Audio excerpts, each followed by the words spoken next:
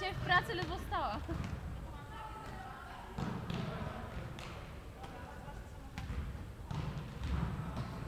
Anka, jak się rzucasz? Jak baba. No weź. O, to druga gwiazda. Anka, tak z ramienia bardziej.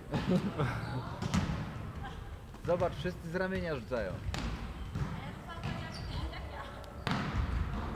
Z ramienia. Większy zamach. Chcesz przyjść za mnie? Chcesz nie wyjść? Cię też nie słyszałem? Też tego słyszałem. Ja też. Mam to nagrane. Mam to nagrane. Pokażę pierścionek. Zobaczymy, co tam pokaże.